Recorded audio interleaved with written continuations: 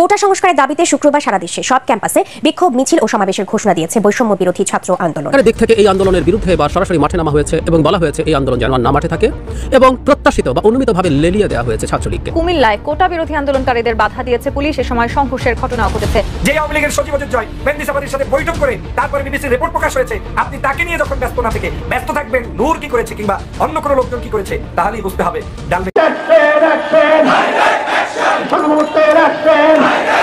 আমাদের ফ্রেন্ড, আমাদের সাংবাদিক, তার যে মাথা ফাটলো, আপনাদের মাথা ফাটাইলেন, তার ব্যবস্থা কি দিবেন আপনারা বলেন?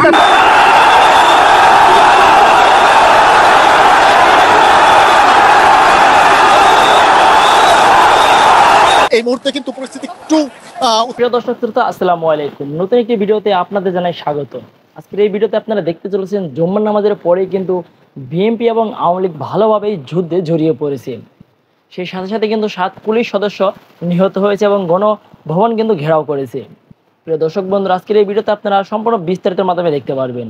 সেই সাথে যে ভিডিওর অংশ বিশেষ দেখে এই ভিডিওগুলো শুরু করেছি, সেই ভিডিওগুলো আপনারা বিস্তারিত মাধ্যমে ধাপে ধাপে দেখতে পারবেন। বেশি কথা বলবো না, আপনাদের বিস্তারিত ভিডিওতে নিয়ে যাব। বিস্তারিত ভিডিওটি দেখার আগে আপনাদের কাছে একটি রিকোয়েস্ট, যারা এখন এই চ্যানেল সাবস্ক্রাইব করে রাখেন, এই চ্যানেল সাবস্ক্রাইব করে পাশে থাকা বেল আইকনটি বাজিয়ে রাখুন। ইতিমধ্যে যারা সাবস্ক্রাইব করে দিয়েছেন সকলকে জানাচ্ছি অসংখ্য ধন্যবাদ। প্রিয় দর্শক বন্ধুরা, এই ভিডিওতে একটি লাইক দিয়ে চলুন আমরা ধারাবাহিকভাবে সেই বিস্তারিত ভিডিওগুলো একের পর এক দেখে আসি।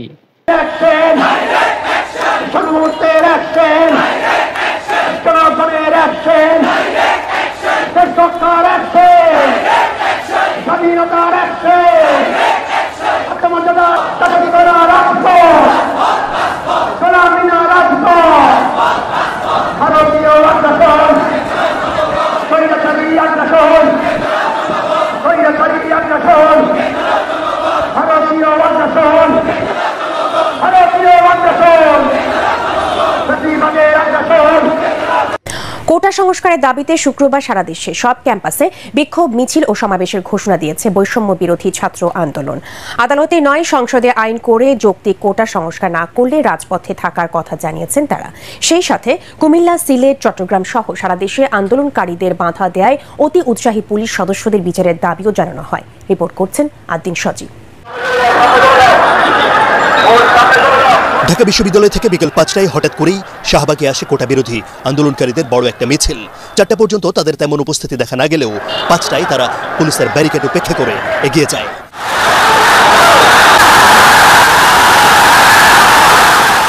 অবস্থানে শাহবাগে অবরোধ করে সড়ক, বন্ধ হয়ে যায় শাহবাগ মোড়ের চারপাশের সব রাস্তা। জগন্নাথ বিশ্ববিদ্যালয়, ঢাকা কলেজ সহ বিভিন্ন শিক্ষা প্রতিষ্ঠানের ছাত্রছাত্রীরা যোগ দেয় কোটা সংস্কারের এই আন্দোলনে।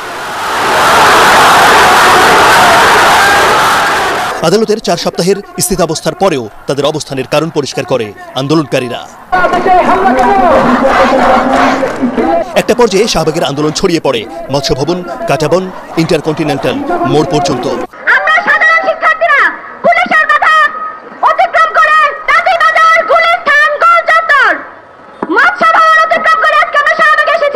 এক সপ্তাহ পরে, 2 সপ্তাহ পরে এগুলো আমরা আসলে বুঝে গেছি। এই জন্য আমরা চূড়ান্ত সমাধান চাই, এখনই চাই। সকল গ্রেডে কোটার যৌক্তিক সংস্কার আমরা চাচ্ছি।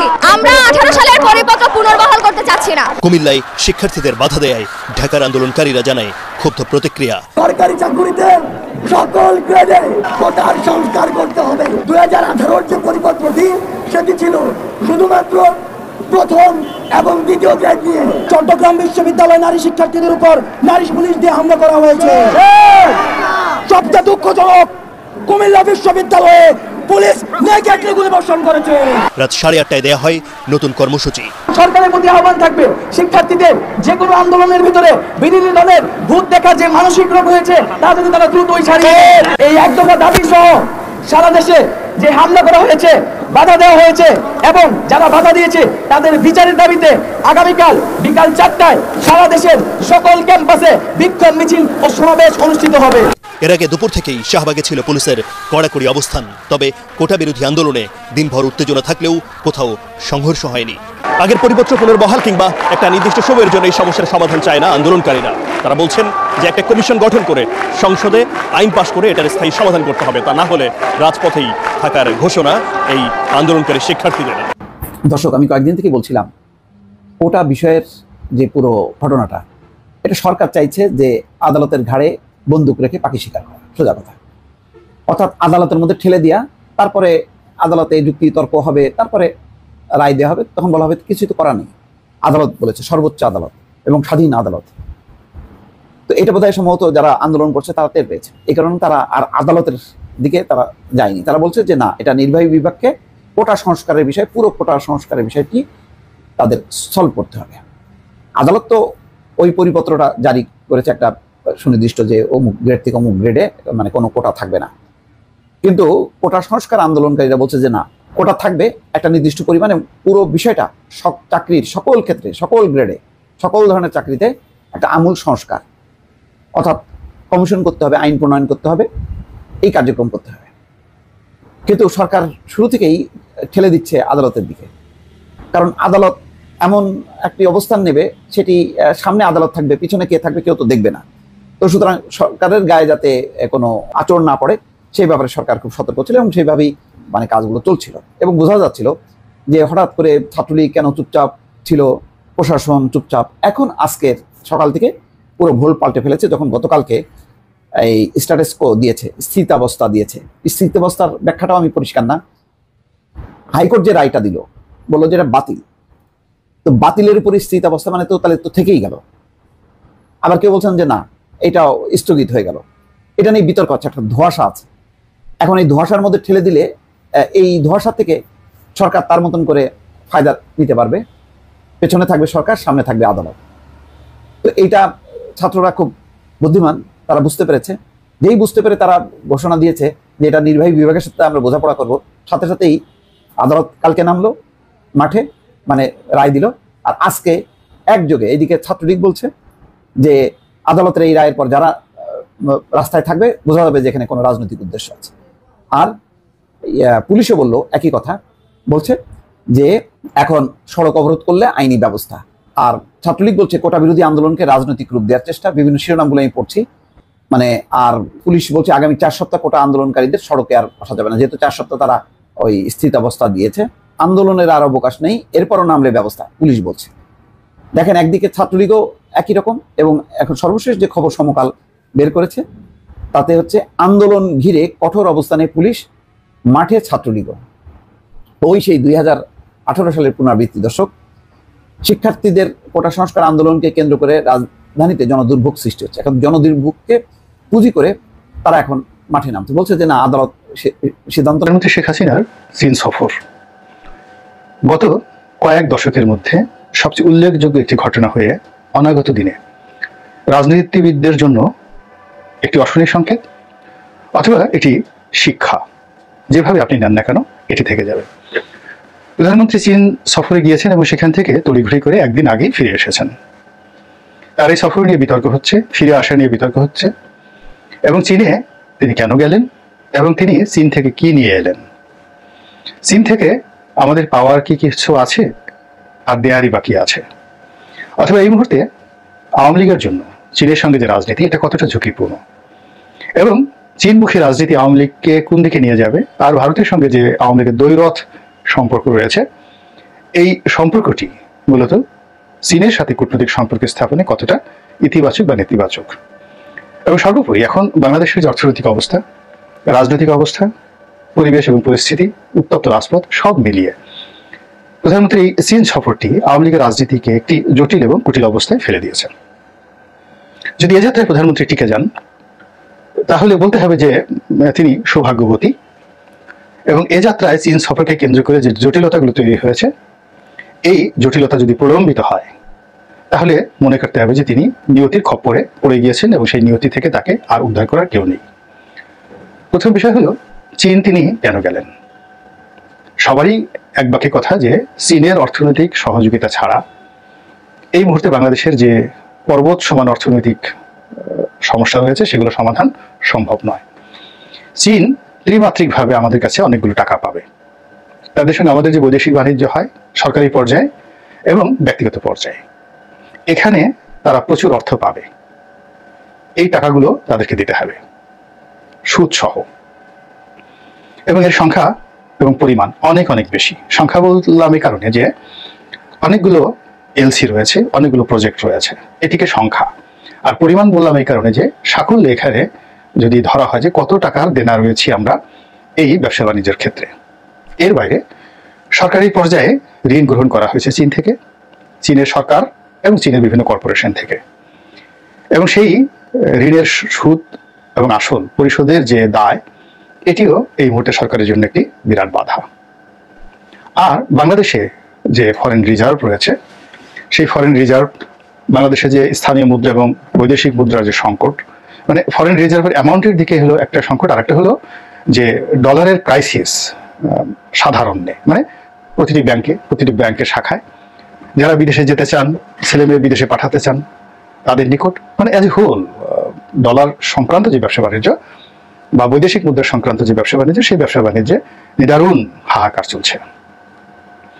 এবং ইতিমধ্যে আমদানি কমেছে, রপ্তানি কমেছে, তারপর রাজস্ব আদায় মারাত্মকভাবে ঘাটতি দেখা দিয়েছে, বৈদেশিক যে সাহায্য সেখানে ধস নেমেছে, আর সরকারের ব্যয় হু হু করে বেড়ে যাচ্ছে সব দিক থেকে। এই কারণে সরকার যে চাপের মধ্যে আছে, সেই চাপ থেকে রক্ষা করার জন্য সরকারকে কয়েকটি খাতে সাহায্য দরকার। প্রথম খাতে হলো এই বাজেট যে প্রণয়ন করেছে, সেখানে এই বাজেটকে সহযোগিতা দেওয়ার জন্য, যেটিকে বাজেটারি সাপোর্ট বলা হয়, এখানে কম করে হলো $10 বিলিয়ন, মানে প্রায় 1,20,000 কোটি টাকা মোটামুটি এই অর্থ বছরে বাজেটারি সাপোর্ট লাগবে, যেটা কোনো শর্ত থাকবে না। $10 বিলিয়ন লাগবে, সেটা বিশ্বব্যাংক দেখ, IMF দেখ কিংবা চীন দেখ। বাজেটের বাইরে আমাদের যে ব্যবসা বাণিজ্যে একটা গতি আনার জন্য আরো মিনিমাম $20 বিলিয়ন দরকার হবে। তো এই $30 বিলিয়ন আমাদের এই মুহূর্তে বৈদেশিক সহযোগিতা যদি আমরা না পাই, তাহলে আমাদের সব ক্ষেত্রে যে নর্মাল ফ্লো রয়েছে, এটি যা হয়, ধরুন একটা গ্রামের মানুষ দরিদ্র হয়ে গেল হঠাৎ, তো দেউলিয়া হয়ে যাওয়ার পর সে কি করে, আস্তে আস্তে ঘটি বাটি বিক্রি করে, তারপরে শেষে খাবার, সে মাছ মাংস সব বাদ দেয়, চাল ডাল বাদ দেয়, এরপরে কলা কচু খাওয়া শুরু করে, এরপরে না খেয়ে থাকে, এরপরে ভিক্ষা করে, ভিক্ষা না পেলে সে মরে যায়। এটা একটা দেশ জাতির ক্ষেত্রে তদ্রূপ। এখন আমরা আসলে এরকম একটা অবস্থায় পৌঁছে গেছি, যার কারণে চীনের সহযোগিতা আমাদের দরকার। এই চীনের সহযোগিতা ছাড়া বিকল্প সহযোগিতা এই মুহূর্তে পৃথিবীর কোনো দেশ আমাদেরকে দেবে না, ভারত দেবে না, আমেরিকা দেবে না, অন্য কোনো দেশের সঙ্গে আমাদের কোনো এরকম বন্ধুত্ব নেই। তো চীন টাকা দিতে রাজি, কিন্তু শর্ত হলো ভারতের সঙ্গে ওরকম মহরম সম্পর্ক চলবে না। এমনকি চীন বর্তমান আওয়ামী লীগকে দীর্ঘমেয়াদে ক্ষমতায় রাখতে চায়, তাদেরকে আরো তারা যাতে জনগণের ঘাড়ের উপর চেপে বসতে পারে, এই জন্য তাদেরকে বিভিন্ন কলাকৌশল শিক্ষা দিতে চায়, এমনকি মিলিটারি সহযোগিতা তারা দিতে ইচ্ছুক, যেভাবে মায়ানমারে জান্তা সরকারকে দিয়েছে, যেভাবে যাকে বলা হয় শ্রীলঙ্কাকে দিয়েছে। তো এখন এই বিষয়গুলো নিয়ে তাদের অনেক শর্ত আছে, এগুলো নিয়ে পর্দার আড়ালে নানা কথাবার্তা হয়েছে। এবং প্রধানমন্ত্রী শেখ হাসিনা যখন চীন যাবেন, তার আগেই বাংলাদেশে নিযুক্ত যে চৈনিক রাষ্ট্রদূত, সম্মানিত রাষ্ট্রদূত, তিনি বলেছেন যে এই সফরটি রাজনীতির সকল হিসাবপত্র পাল্টে দেবে। ইংরেজি থেকে এটিকে তিনি বলেছেন game changing, political game changing. রাজনীতির যে যত খেলাধুলা আছে সব একদম ওলট পালট করে দেবে, সব বাস্তবে ঘটতেছিল তাই। অর্থাৎ এখানে সরকারের পক্ষ থেকে যে এক্সপেকটেশন ছিল, জনগণের জন্য যে আশার বাণী ছিল, তারপরে জনগণ যেভাবে ক্যালকুলেশন করেছিল, সবকিছু উলটপালট হয়ে গিয়েছে। মানে আমরা প্রথমে শুনেছিলাম যে $5 বিলিয়ন সমপরিমাণ ইউয়ান চৈনিক মুদ্রা, এটা দিতে চীন নীতিগতভাবে রাজি হয়েছে, যদিও সরকার চেয়েছিল $7 বিলিয়ন মার্কিন একেবারে ইংরেজি টাকায়। তো বাস্তবে দেখা গেল যে এই ধরনের কোনো সমঝোতা হয়নি, ঋণের আশ্বাস মিলেনি। যতটুকু জানা গিয়েছে মাত্র 1600 কোটি টাকা, 1600 কোটি টাকা, আবার বলছি, অর্থাৎ 100 মিলিয়ন ইউয়ান, এই সমপরিমাণ অর্থ চীন দেবে বাংলাদেশকে, যেটি মানে এক্সপেকটেশনের তুলনায় এটি মানে যদি আপনি $5 বিলিয়ন ধরেন বা $7 বিলিয়ন ধরেন, তাহলে 117 টাকা করে হলেও কত টাকা আসে? $5 বিলিয়ন, 535 মানে 85,000 কোটি টাকা। $7 বিলিয়ন হলে আরো 34,000 কোটি টাকা, অর্থাৎ 1,20,000 কোটি টাকা। তো সেখানে যদি 1600 কোটি টাকা দেওয়া হয়, এটি তো আসলে ভিক্ষাও বলা যায় না, মানে চীনের জন্য এটি ভিক্ষাও হয় না। তো সেই জিনিসটি দিয়ে আসলে এত বড় একটা বহর নিয়ে 160 জন লোকের একটা বহর, দেশের একটা প্রধানমন্ত্রী, 18 কোটি থেকে 20 কোটি মানুষের প্রধানমন্ত্রী, এরপরে আবার বোয়িং 747 একেবারে বিলাসবহুল একটা ড্রিম লাইনার চার্টার প্লেনে করে যাওয়া, এত রাজস্বিক যে আয়োজন, সেই আয়োজনের বিনিময়ে 1600 কোটি টাকার ঋণ, এটা কি ধরনের কথা হলো? এক। 2 নম্বর হলো যে খুব বহুলভাবে আলোচিত হচ্ছে যে প্রধানমন্ত্রী সেই তড়িঘড়ি করে একদিন আগে কেন ফেরত এলেন, এবং এটি নিয়ে 2 ধরনের বক্তব্য এসছে। পররাষ্ট্রমন্ত্রীর পক্ষ থেকে এক ধরনের কথা বলা হচ্ছে, প্রধানমন্ত্রী প্রেস সেক্রেটারির পক্ষ থেকে এক ধরনের কথা বলা হচ্ছে, প্রধানমন্ত্রীর ঘনিষ্ঠজনের পক্ষ থেকে আরেক ধরনের কথাবার্তা বলা হচ্ছে। যারা সমালোচক তারা 10 মুখে 10,000 রকম সমালোচনা করছেন, সব মিলিয়ে কেমন যেন তালগোল পাকিয়ে গেছে। বলা হচ্ছে প্রধানমন্ত্রী মেয়ে অসুস্থ, তো তিনি অসুস্থ, মেয়ের অসুস্থতার কারণে তিনি চলে এসেছেন। এটি কোনো অবস্থাতেই যুক্তিযুক্ত কথা হতে পারে না। কারণ হলো, যদি প্রধানমন্ত্রীর তনয় অসুস্থ হন, তিনি ওয়ার্ল্ড হেলথ অর্গানাইজেশনের দক্ষিণ পূর্ব এশিয়া বিষয়ক পরিচালক, পৃথিবীর সবচেয়ে অত্যাধুনিক যাকে বলে চিকিৎসা ব্যবস্থা দুনিয়াব্যাপী তার জন্য উন্মুক্ত, ফ্রি অফ কস্ট। তো সেখানে তিনি এমনকি অসুস্থ হতে পারেন যার জন্য স্বয়ং প্রধানমন্ত্রীর উপস্থিতি সেখানে প্রয়োজন। এবং তাও মাত্র 12 ঘন্টা পরে আসলে এমন কি হয়ে যেত। আসলে কি সাইমা ওয়াজেদ পুতুল অতটাই অসুস্থ মুমূর্ষ যে প্রধানমন্ত্রীর বা তার মায়ের সেই বদনখানি না দেখা পর্যন্ত মানে তিনি ঠিক ক্রিটিক্যাল, ওইরকম একটা ক্রিটিক্যাল অবস্থায় রয়েছেন, আমি আর বলতে চাই না। আবার কেউ বলেছেন যে প্রধানমন্ত্রী একটি অফিসিয়াল ডে কাজে লাগাতে চান, তিনি সেই রাত্রি সেখানে থেকে তারপরের দিন কোনো অফিসিয়াল মিটিং নেই, তিনি সেখান থেকে ফিরে আসবেন, আননেসেসারি। তো যেহেতু তিনি দেশপ্রেমিক, দেশের জন্য কাজ করতে চান, তিনি দৈনিক 20 ঘন্টা পরিশ্রম করেন কন্টিনিউয়াসলি, রাতে ঘুমানো না, তো সেখানে তিনি কেন ওখানে বিনা কাজে বসে থাকবেন? এই জন্য তিনি বাংলাদেশে আসছেন। তো এই যে কথাগুলো, এই কথাগুলোর সঙ্গে চীনে যে স্বাক্ষরিত MOU, মেমোরান্ডাম অফ আন্ডারস্ট্যান্ডিং, তো সমঝোতা স্মারক বলা হয় যেটিকে, এটি সম্ভবত 21টি স্বাক্ষরিত হয়েছে এবং এর সবই হাস্যকর এবং অপ্রয়োজনীয়, অপ্রান্তীয় এবং বাংলাদেশের জন্য ক্ষেত্র বিশেষে অবমাননাকর বটে, এমন সব MOU স্বাক্ষর করা হয়েছে। কিন্তু বাংলাদেশের যে প্রাপ্তি, সেই তিস্তা ব্যারেজ নিয়ে, তারপর ঋণ নিয়ে, এরপর অন্যান্য যে আঞ্চলিক বিষয়াদি রয়েছে, সেই বিষয়গুলো নিয়ে আসলে এরকম কোনো আলোচনা হয়েছে এরকম আমরা জানতে পারিনি। তো যাই হোক, প্রধানমন্ত্রী দেশে চলে এসছেন, কোটা বিরোধী আন্দোলন চলছে। প্রধানমন্ত্রী আসার পরে যে বৃহস্পতিবার দিন কোটা বিরোধী আন্দোলনের যে পুলিশি অ্যাকশন দেখার মতো ছিল, কিন্তু সেই অ্যাকশনকে অতিক্রম করে সাধারণ ছাত্রছাত্রীরা যেভাবে পুলিশের ব্যারিকেড ভেঙে রাস্তায় নেমে এসেছেন, যেটা 2009 সনের পর থেকে আজ পর্যন্ত দ্বিতীয় নজির নেই।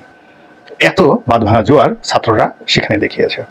তো সব মিলিয়ে সবাই বলার চেষ্টা করছে যে মাননীয় প্রধানমন্ত্রী যে চীন সফরে গেলেন, তিনি সেখান থেকে কোনো সুসংবাদ না এনে তিনি দুঃসংবাদ নিয়ে এলেন নাকি দুর্ভাগ্য নিয়ে এলেন? তিনি কি সম্মান নিয়ে আসলেন না অপমান নিয়ে আসলেন? এই বিষয়গুলো সেই চীনের পত্রপত্রিকাতে কিছু কিছু দেখতে পাবেন, আমাদের দেশের পত্রপত্রিকা দেখে বোঝা যাবে না। তবে প্রধানমন্ত্রীর যে বডি ল্যাঙ্গুয়েজ, তিনি যখন প্লেন থেকে নামলেন এবং তাকে যেভাবে রিসিভ করা হয়েছে, তিনি যখন চীনের প্রধানমন্ত্রীর সঙ্গে বৈঠক করলেন, যদিও তার কোনো ক্ষমতা নেই, তিনি যখন মিস্টার শির সঙ্গে অর্থাৎ চীনের প্রেসিডেন্টের সঙ্গে বৈঠক করলেন, সেই সময়টিতে তার যে মুখচ্ছবি, সেই মুখচ্ছবি প্রমাণ করে যে এই বৈঠকে ভালো কিছু তো হয়নি, বরং তাকে কেন্দ্র করে চীন যে প্রোটোকল দিয়েছে, এটি আমি মনে করি যে আওয়ামী লীগের জন্য অসম্মানজনক, দেশের জন্য বিব্রতকর এবং প্রধানমন্ত্রীর জন্য অস্বস্তিকর। চীন সেই জিনিসটি দিয়েছে এবং এই ব্যর্থতা আমাদের কাউকে না কাউকে দিতে হবে। যারা এই চীনের রাষ্ট্রের মানে সরকারের যে লবিটি চীনের সাথে সম্পর্ক রক্ষা করছে, আমাদের তো সরকারের মধ্যে দুটো গ্রুপ রয়েছে, দুটো না, বেশ 3-4টে গ্রুপ। একটা গ্রুপ রাশিয়ার সঙ্গে খুব ধর্মমরণ সম্পর্ক রাখে, আবার যারা যুগপৎভাবে চীনের সঙ্গে রাখে, কয়েকজন লোক আছেন এক্সক্লুসিভলি চীনের এক্সপার্ট, সরকার তাদেরকে লালন করে পালন করে, বিশেষ করে কয়েকজন রাষ্ট্রদূত আছেন। তারপর পররাষ্ট্র মন্ত্রণালয় তো আছে, সেখানে চীনের ডেস্ক আছে, চীনের অনেকগুলো লবিস্ট ফার্ম রয়েছে বাংলাদেশে, চীনও রয়েছে। তো সবাই মিলে কেন মাননীয় প্রধানমন্ত্রীকে বঙ্গবন্ধু কন্যাকে এরকম একটা অস্বস্তিকর পরিস্থিতির দিকে ঠেলে দিলেন, যেটি কিনা এখন তার সামাল দেওয়াটা তার জন্য খুব কঠিন হয়ে যাবে। এই কারণে চীন থেকে তিনি যদি বিজয়ের বেশে ফিরে আসতেন, তাহলে ভারত তাকে নিয়ে টানাটানি করত। এখন দেখা গেল যে নরেন্দ্র মোদী রাশিয়াতে গেলেন, সেখানে তাকে যেভাবে সম্মান দেখানো হলো, রাশিয়া থেকে ফিরে আসার পর নরেন্দ্র মোদী ফুলে যাবেন বেলুনের মতো। আর এখানে যদি মাননীয় প্রধানমন্ত্রী শেখ হাসিনা চীন থেকে আসার পর অনেকটা চুপসে যান, তাহলে নরেন্দ্র মোদীর সঙ্গে প্রধানমন্ত্রীর যে সম্পর্ক, সেই সম্পর্কের ক্ষেত্রে প্রধানমন্ত্রী অনেকটা অস্বস্তিকর অবস্থায় থাকবেন এবং নরেন্দ্র মোদী আগে যেভাবে ভাব নিতেন তিনি ঠিক সেইভাবে ভাববেন। ফলে ভারতের সাথে আমাদের বার্গেনিং তো দূরের কথা, পাশাপাশি বসার যতটুকু যোগ্যতা ছিল সেটাও কিন্তু সংকুচিত হয়ে আসবে। এবং সব মিলিয়ে এই নির্বাচনের প্রথম বছরই সার্বিক পরিস্থিতি, অর্থনীতি, রাজনীতি, রাজপথ, বিশ্ববিদ্যালয় ছাত্রদের আন্দোলন, শিক্ষকদের আন্দোলন, এরপর অর্থনৈতিক অবস্থা, দুর্নীতি, সব মিলিয়ে কেমন যেন একটা চারিদিকে দুর্ভাগ্যের কালো সিঁদুরে মেঘ, প্রচন্ড কালোর মধ্যে একটা লাল লাল সিঁদুরে ভাব থাকলে যেমন একটা ভয়ঙ্কর অবস্থার সৃষ্টি হয়, আমাদের রাজনীতির আকাশে কি ওইরকম সিঁদুরে মেঘ দেখা দিল? আল্লাহ আমাদের সবাইকে হেদায়েত দান করুন এবং হেফাজত করুন। আসসালামু আলাইকুম ওয়া রাহমাতুল্লাহ। প্রিয় দেশবাসী, শুরু থেকে শেষ পর্যন্ত যারা এই ভিডিওটি দেখেছেন সকলকে জানাই অসংখ্য অসংখ্য ধন্যবাদ। যারা এরকম নিউজ ভিডিওতে পেতে পছন্দ করেন তারা অবশ্যই এই চ্যানেলটি সাবস্ক্রাইব করে পাশে থাকা বেল আইকনটি বাজিয়ে দিবেন। যারা এখনও এই ভিডিওটি শেয়ার করেননি, এই ভিডিওটি দ্রুত শেয়ার করে সকলকে দেখার সুযোগ করে দিন। আজকের মতন এই পর্যন্ত, দেখা হচ্ছে পরবর্তী কোনো ভিডিও নিয়ে ইনশাল্লাহ।